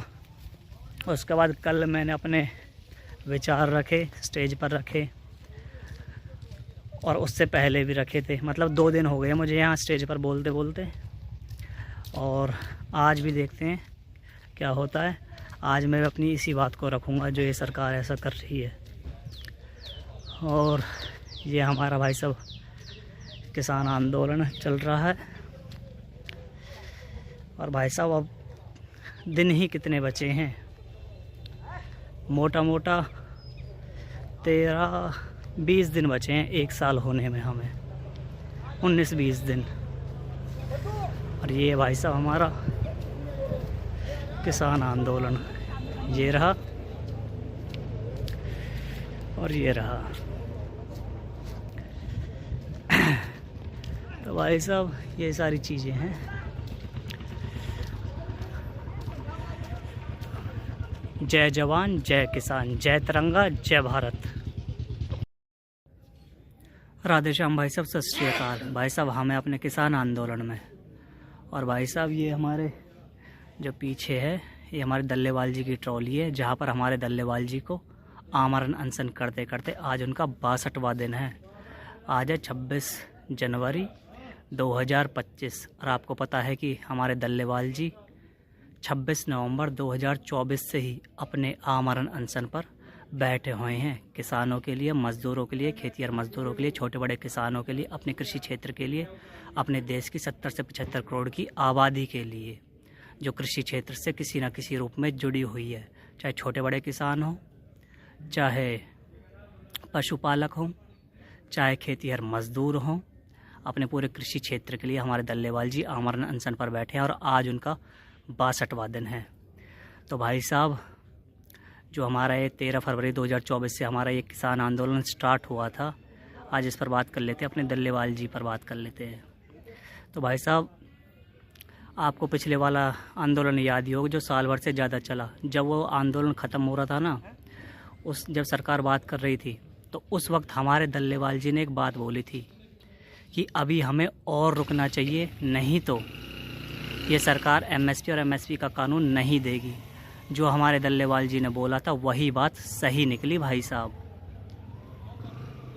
अभी तक भी सरकार ने ना तो हमें एमएसपी दी, ना एमएसपी का कानून दिया, और हमारा वो पहले वाला आंदोलन था वो ख़त्म करवा दिया। फिर भाई साहब 2 साल तक किसान बैठे रहे, उसके बाद अब दोबारा चले हैं। 13 फरवरी 2024 से फिर हमारे आंदोलन चल रहा है और अब इसे 1 साल हो जाएगा, 15-16 दिन बचे हैं, पूरा 1 साल हो जाएगा। उसके बाद जब 9.5 महीने तक सरकार ने हमारी नहीं सुनी, तो हमारे दल्लेवाल जी 26 नवंबर 2024 को आमरण अनशन पर बैठ जाते हैं। फिर उसके बाद आपको पता है उनकी तबीयत धीरे धीरे 70 साल का बुजुर्ग है, धीरे धीरे कमज़ोरी होती चली गई।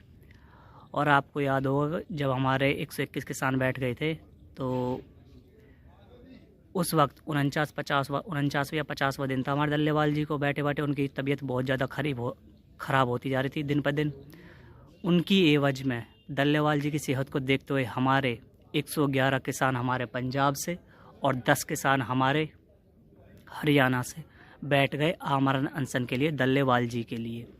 उनका कहना था कि दल्लेवाल जी से पहले हम अपनी शहादत देंगे, हम भी उन्हीं के साथ जाएंगे। तो भाई साहब वो हमारे 121 किसान थे और दल्लेवाल जी को मिलाकर उस वक्त 122 किसान हो गए थे जो आमरण अनशन कर रहे थे। फिर भाई साहब 17 जनवरी की रात को डॉक्टर्स ने हाथ खड़े कर दिए कि भाई साहब दल्लेवाल जी के पास 48 घंटे के बाद कुछ भी हो सकता है। तो उसके बाद फिर 18 जनवरी को आपको पता है सरकार के प्रतिनिधि आते हैं, बात करते हैं, पहले दल्लेवाल जी से मिलते हैं, उसके बाद जो हमारे और जो किसान नेता हैं दोनों फॉर्मों के, उन सब से बातचीत होती है, जिसमें हल निकलता है, निष्कर्ष निकलता है कि 14 फरवरी को बातचीत होगी केंद्र सरकार के और किसान नेताओं के बीच में चंडीगढ़ में। तो भाई साहब ये थी 18 जनवरी की बात। फिर भाई साहब उसी दिन, उसके अगले ही दिन इसी चीज़ को देखते हुए, एक तो जो हमारे 121 किसान बैठे थे आमरण अनशन पर और जो सरकार अब टेबल पर आ चुकी थी बात करने के लिए, हमारे दल्लेवाल जी ने जो अभी भी उस ट्रॉली में है उन्होंने इन सारी चीज़ों को देखते हुए जो मिनिमम मेडिकल एड थी, जो इमरजेंसी एड थी, वो लेनी स्टार्ट कर दी भाई साहब। क्योंकि आपको पता है उससे पहले 3 दिन पहले तक उन्हें पानी पचना भी बंद हो गया था, उनका शरीर पानी को भी नहीं पचा पा रहा था, पानी भी उनकी वॉमिटिंग के रास्ते, उल्टी के रास्ते वापस आ रहा था, ऐसी हालत हो गई थी दल्लेवाल जी की। अब भी दल्लेवाल जी अपना आमरण अनशन जारी है उनका, अब भी बस वो ड्रिपिंग से जो ग्लूकोज है बस वो ही चढ़ाए जा रहे हैं। खाना तो उन्होंने अन्न का एक भी दाना तो अभी तक भी नहीं खाया है। तो भाई साहब ये थी हमारी जो 18 जनवरी से जो हमारे 121 किसान इसी चीज़ को देखकर वो उठ गए थे, उन्होंने अपना आमरण अनशन ख़त्म कर दिया था और दल्लेवाल जी ने उनको मद्देनज़र देखते हुए जो मिनिमम मेडिकल एड थी, जो इमरजेंसी एड थी, वो लेनी स्टार्ट कर दी। उसके बाद भाई साहब दल्लेवाल जी हैं, भाई साहब इन्हें आमरण अनशन को यदि कोई इस दुनिया में है जो ख़त्म कर सकता है तो भाई साहब वो खुद दल्लेवाल जी हैं। पर भाई साहब वो किसानों के लिए, मज़दूरों के लिए आज भी बैठे हुए हैं, आमरण अनशन पर बैठे हुए हैं। उसके बाद भाई साहब अब जो हम थोड़ा बहुत सुन रहे हैं कि थोड़ी बहुत उनकी जो हालत पहले थी उसमें सुधार आ गया है। तो भाई साहब ये सारी चीज़ें हैं जो हमारे दल्लेवाल जी हमारे लिए आंदोलन कर रहे हैं, आमरण अनशन पर बैठे हुए हैं, किसानों के लिए, मज़दूरों के लिए, खेतिहर मज़दूरों के लिए। ये उनकी सेहत की बात थी, पर बीच में तो एक बार बहुत ज़्यादा सेहत ख़राब थी। और आज है 26 जनवरी, आज हमारी ट्रैक्टर परेड है और असल में जो सबकी निगाहें जो टिकी हुई हैं वो भाई साहब 14 फरवरी पर टिकी हुई हैं, 14 फरवरी पर, जहाँ पर सरकार के बीच में और ये हमारे किसान नेताओं के बीच में बातचीत होगी। तो ये सारी बातें हैं भाई साहब। तो जय जवान और जय किसान।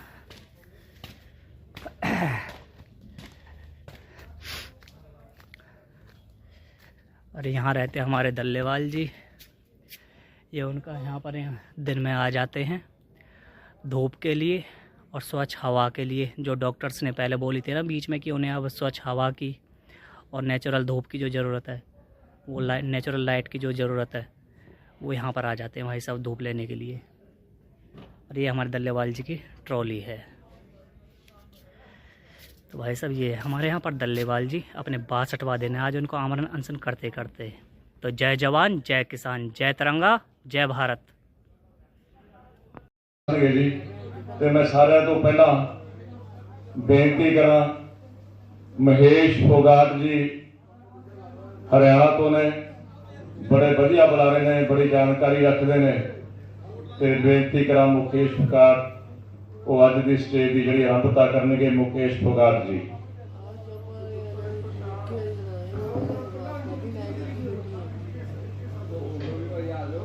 सॉरी, मोहित फोगाट, मैं गलती नाम महेश फोगाट गया, मोहित फोगाट ने जी। राधे श्याम भाई साहब सत श्री अकाल। जो बोले सो निहाल, सत श्री अकाल। तो राधे श्याम भाई साहब जो आज हमारे दल्लेवाल जी हैं, जिन्हें आज आमरण अनशन करते करते पूरे 61वां दिन है, पूरे 2 महीने हो गए हैं। वो 26 नवंबर 2024 को अपने आमरण अनशन पर बैठे थे और आज 25 जनवरी 2025 है, जहां में आज पूरे 2 महीने हो गए हैं। और आज तो उनका परिवार फिर से उनसे मिलने के लिए आए थे, जिनमें उनका एक छोटा सा पोता भी शामिल था भाई साहब। तो हमने उनका पूरा इंटरव्यू देखा है, अभी कुछ देर पहले हुआ था, जहां पर वो अपने जो दादा पोते अपने प्यार के व्यवहार की बात कर रहे थे। तो बड़ा ही अच्छा लगा।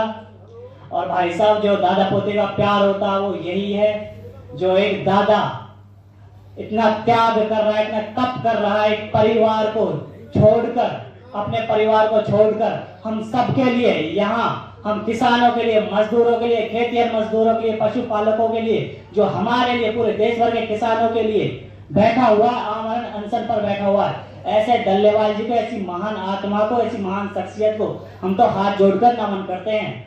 तो भाई साहब आज बात करनी है, जो ये सरकार है, जो पिछले 3 काले कानून थे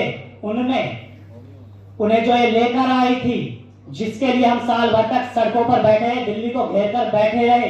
तो भाई साहब उन्हीं कानूनों को, 3 काले कानूनों को नीति का रूप देकर दोबारा से लागू करने की कोशिश कर रही है। पहले कानूनों के रूप में था, अब नीति के रूप में है। तो भाई साहब उन 3 काले कानूनों में ऐसा क्या था जिससे हमारी खेती खतरे में पड़ जाती, जिससे गरीब की थाली खाली रह जाती? तो भाई साहब पहला था उसमें कॉन्ट्रैक्ट फार्मिंग।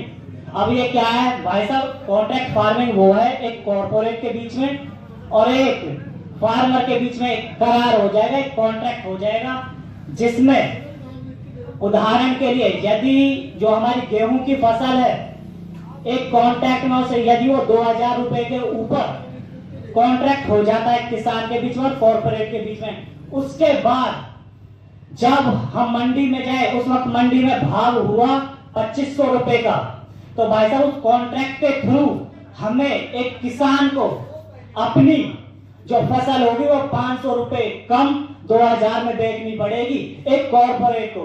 ये सबसे बड़ी खामी थी उस सीएफ की, कॉन्ट्रैक्ट फार्मिंग की, जो मोदी ने अपने अडानी जैसे मित्रों के लिए लेकर आए थे। भाई साहब ये बड़े बड़े लोगों की सरकार है, ये किसानों का, मजदूरों का, गरीबों का नहीं सोचती है। ये सिर्फ और सिर्फ अपने अडानी जैसे मित्रों के बारे में हर नीति को उन्हीं के लिए लेकर आती है भाई साहब। तो पहला खामी तो उसकी ये थी, कॉन्ट्रैक्ट फार्मिंग की। ऊपर से फिर एमएसपी का कानून भी नहीं था। फिर दूसरा था कॉर्पोरेट और फार्मर के बीच में यदि कोई विवाद हो जाए तो भाई साहब उस विवाद को सुलझाने के लिए एक फार्मर अदालत नहीं जा सकता, वो भी डीएम के पास जाएगा। डीएम किसका है? सरकार का है।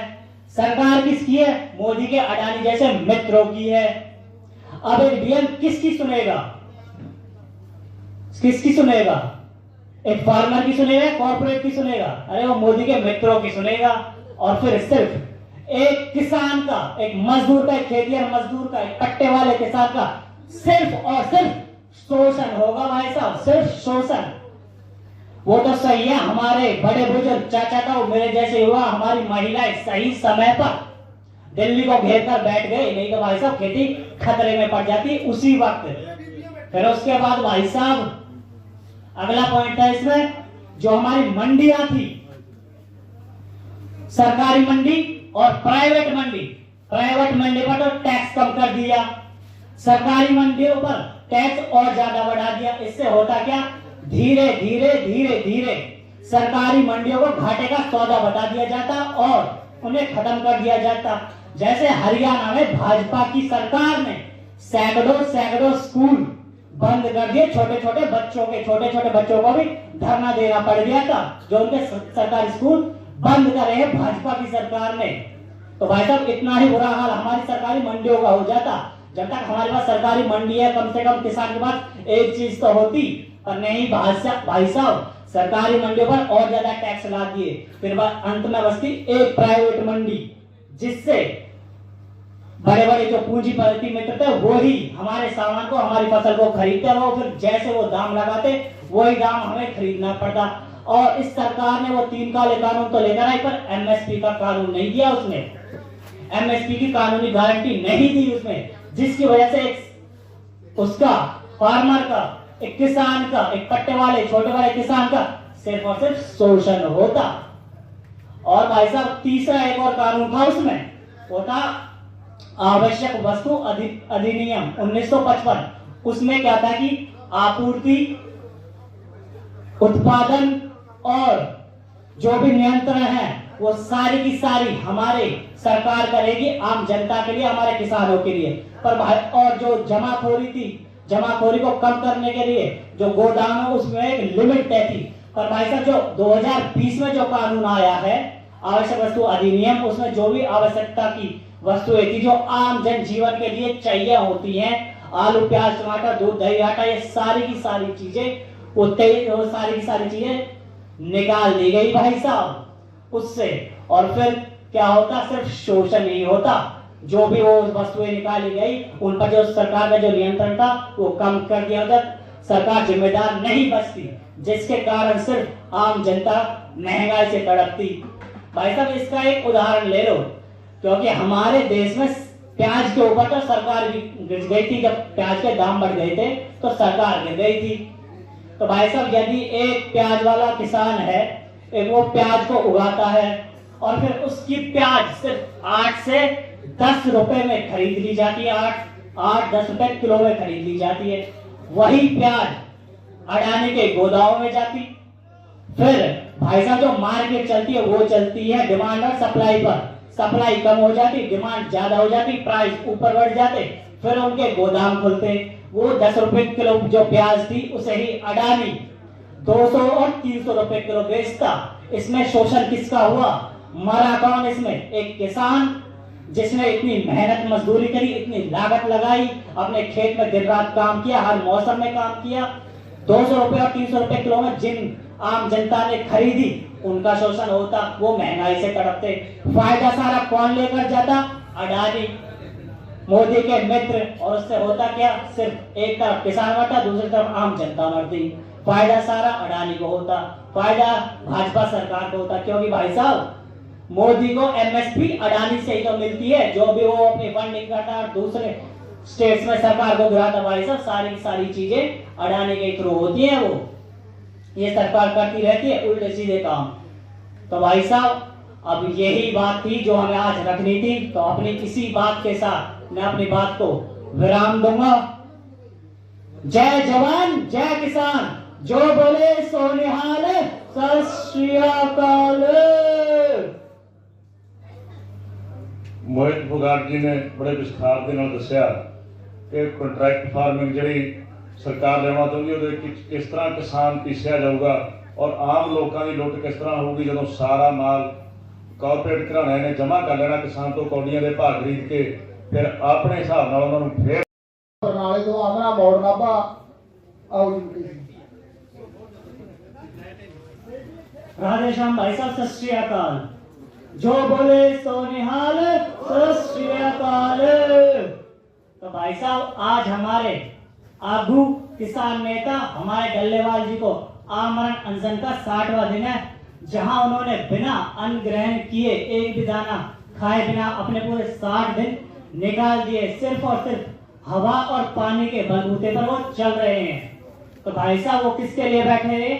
हमारे लिए, हम सबके लिए। देश की 70 से 75 करोड़ की आबादी का प्रतिनिधित्व कर रहे हैं हम यहाँ शंभू बॉर्डर पर, खनौरी बॉर्डर पर। और जो हमारे डल्लेवाल जी आमरण अनशन कर रहे हैं वो भाई साहब देश की 70 से 75 करोड़ की आबादी कृषि क्षेत्र के लिए जो जुड़ी हुई है, कृषि क्षेत्र से छोटे किसान, बड़े किसान, पशुपालक, हर वर्ग के लिए बैठे हुए हैं, आमरण अनशन कर रहे हैं पिछले 60 दिनों से। किसके लिए? एमएसपी के लिए। किसके लिए? एमएसपी कानूनी गारंटी के लिए, कर्ज माफी के लिए। तो भाई साहब आज इसी एमएसपी के ऊपर, मिनिमम सपोर्ट प्राइस, न्यूनतम समर्थन मूल्य के ऊपर बात करते हैं भाई साहब। तो भाई साहब जो हमारा एमएसपी है ये 1960 के दशक में शुरुआत हुई थी इसकी, जब हरित क्रांति हुई।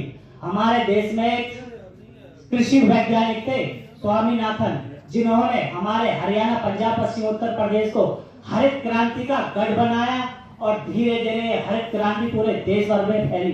फिर हमारे पूरे देश भर के किसानों ने इसी हरित क्रांति के थ्रू हमारे भारत को स्वाधीन बनाया, खाद्य सुरक्षा में स्वाधीन बनाया, और उसी स्वाधीनता को आज हम बनाए रखे हुए हैं। ये हमारे देश को, भारत देश को शक्ति प्रदान कर रहा है भाई साहब। और भाई साहब आज उसी किसान को अपने हक के लिए, अधिकार के लिए, एमएसपी के लिए, एमएसपी कानून के लिए सड़कों पर आना पड़ रहा है। भ्रष्ट भाजपा की सरकार में जो ये सरकार हमें हमारा हक और अधिकार नहीं दे रही है। तो भाई साहब जो अभी सरकार हमें जो एमएसपी दे रही है, जो सीएससीपी के आधार पर तय कर दी जाती है भाई साहब, वो A2 वाला फॉर्मूला है। और जिस व्यक्ति ने हरित क्रांति करी, उसी आयोग ने, स्वामीनाथन आयोग ने एक C2 प्लस 50% वाला फॉर्मूला सुझाया था भाई साहब। भाई साहब इसमें C2 प्लस 50% है, यानी लागत का 1.5 गुना। C2 यानी कॉम्प्रिहेंसिव कॉस्ट, जिसमें A2 प्लस FL है।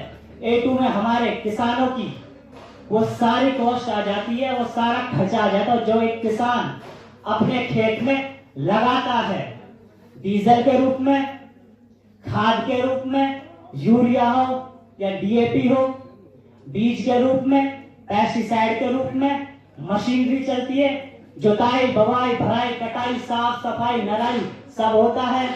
जो सीधी लागत आती है, जिसमें कॉस्ट आती है, जिसमें सीधा पैसा देना पड़ता है भाई साहब, A2 में वो आ जाती है। फिर आती है भैया हमारी FL, फैमिली लेबर, जिसमें एक किसान अपने पारिवारिक श्रम को लगाकर अपने खेती को बचाए हुए अपनी खेत में खेती करता है। इसी फैमिली लेबर में, FL में दूसरा आ जाता है भाई साहब जो हम मजदूरों को, क्योंकि हमारे समाज का एक बहुत बड़ा तबका है जिसके जो कृषि क्षेत्र पर निर्भर करता है। जब भी धान की रोपाई होती है तो रोपाई करने वाले होते हैं, नरिया छीलने वाले होते हैं, हमें खाद डलवाना होता है, कोई पेस्टिसाइड डलवाना होता है, वो बहुत सारे लोग होते हैं जो किसी ना किसी रूप में कृषि पर निर्भर करते हैं। पशुपालक होते हैं। जब हमारी, जैसे अभी हमारा सीजन चला हुआ गेहूं की खेती का, जब गेहूं की खेती कटेगी उस वक्त दो तरीके से निकलेगी, या तो कंपाइंड से या कटर से। यदि कटर से हम अपने खेत को निकलवाएंगे, अपने लॉक को निकलवाएंगे, तो भाई साहब उसमें हमें पहले मजदूरों से अपना खेत कटवाना पड़ेगा, वो वहां बांध देंगे, वो उसे या तो हमसे कुछ अनाज लेंगे या भूस्कर काट देंगे, आजकल तो पैसे भी लेने लगे हैं। उसके बाद भाई साहब यदि हम कंपाइंड से निकलवाएंगे तो भाई साहब कंपाइंड वालों को हमें मजदूरी देनी पड़ती है, क्योंकि वो भी हमारे कृषि क्षेत्र पर ही निर्भर करते हैं। उसके बाद जब वो पीछे वेस्ट रह जाता है, उसमें हमें भूस बनाने वाली जो मशीन होती है, भूस बनाएंगे और अपने जो हमारे पशु हैं, गाय भैंस हैं, उनके लिए अपना भूस का पूरा वो करते हैं, प्रोग्राम करते हैं। फिर भाई साहब जो आगे जाकर जो हमारी फसल कट कर तैयार हो जाती है, जो हम मंडी में लेकर जाते हैं, तो भाई साहब मंडी में जो CHCP के आधार पर जो हमें MSP मिलती है भाई साहब, वो MSP हमें सही से नहीं मिलती है। एक भ्रष्ट भाजपा की सरकार है, ये ऑन पेपर तो कुछ भी लिख देगी, कुछ भी MSP बता देगी देश को, मीडिया में चलवा देगी, गोदी मीडिया इनका ही बखान करता रहता है। पर जब मंडी में होते हैं किसान, उन्हें उस वक्त तो मिलती ही नहीं है MSP।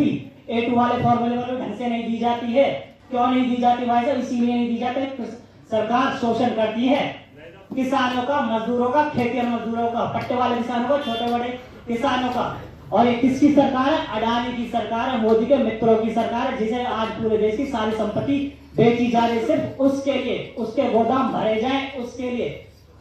जो 3 काले कानून आए थे ना भाई साहब, उन्होंने ऐसे ऐसे प्रावधान थे जिससे कृषि को, कृषक वर्ग को, किसानों को गुलाम बना देता है मोदी अडानी जैसे मित्रों का, उसके गोदामों को भरवा देता भाई साहब। इतना बुरा हाल हो जाता हमारे कृषि का। वो तो हमारे बड़े बुजुर्ग, चाचा ताऊ, मेरे जैसे युवा, हमारी महिलाएं चारों तरफ से दिल्ली को घेरकर बैठ गए थे भाई साहब, नहीं तो हम आज गुलाम होते। हमारे बड़े बुजुर्गों ने सही समय पर सतर्कता दिखाई, जागरूकता दिखाई, जिसकी वजह से हमने अपनी खेती को बचाया। और आज हम अपनी MSP के लिए, MSP कानून के लिए, कर्ज माफी के लिए भाई साहब लड़ रहे हैं, सड़कों पर लड़ रहे हैं, खनौरी बॉर्डर पर, शंभू बॉर्डर पर, जहां पर शंभू बॉर्डर पर हमारे पंदेर जी हमारा नेतृत्व कर रहे हैं, और खनौरी बॉर्डर पर हमारे डल्लेवाल जी आमरण अनशन कर रहे हैं, नेतृत्व कर रहे हैं हमारा।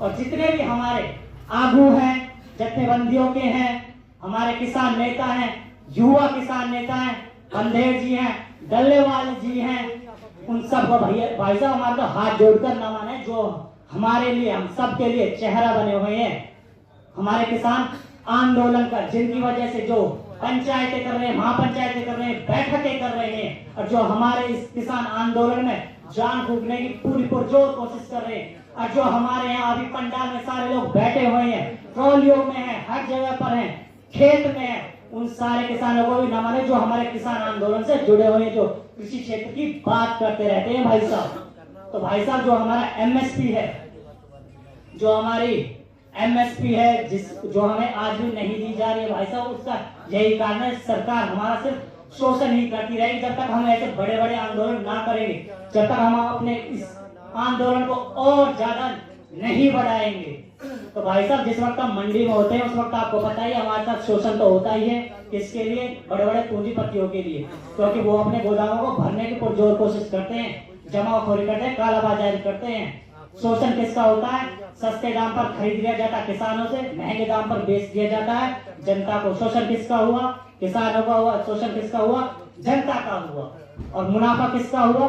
मोदी के मित्र, अडानी जैसे मित्रों का हुआ, जिसकी वजह से भाई साहब हमें आंदोलन करना पड़ता है। और भाई साहब ये आंदोलन है, यहाँ त्याग, तप, तपस्या, अनशन, शहादत सब करना पड़ता है। भाई साहब हमने त्याग भी किया, तप भी किया, तपस्या भी की है। अनशन पर हमारे डल्लेवाल जी बैठे हैं, और शहादतें तो भाई साहब हमने पहले भी दी है। 700 किसान हमारे पहले शहीद हो गए थे।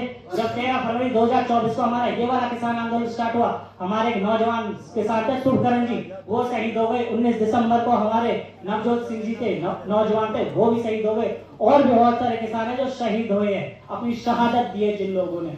और बहुत सारे किसान हैं जो हमारे घायल हुए हैं भाई साहब किसान आंदोलन में, जो सरकार से सबसे आगे जाकर सरकार के प्रशासन से लोहा ले रहे थे। तो भाई साहब ये सारी बातें हैं जो हम किसानों को, अपने आने वाली पीढ़ियों को बचाने के लिए कर रहे हैं, अपने किसानों को, कृषि क्षेत्र को बचाने के लिए कर रहे हैं, अपने कृषि वर्ग के लिए कर रहे हैं, अपने आने वाली फसलों को, नस्लों को बचाने के लिए कर रहे हैं। तो भाई साहब जो ये हमारा फॉर्मूला है C2 + 50% वाला फॉर्मूला है, हमें इस पर MSP चाहिए, जिसके लिए हम ये आज किसान आंदोलन शंभू बॉर्डर, खनौरी बॉर्डर पर कर रहे हैं। तो भाई साहब इसी बात के साथ जो बोले सो निहाल, सत श्री अकाल। जय तिरंगा, जय भारत।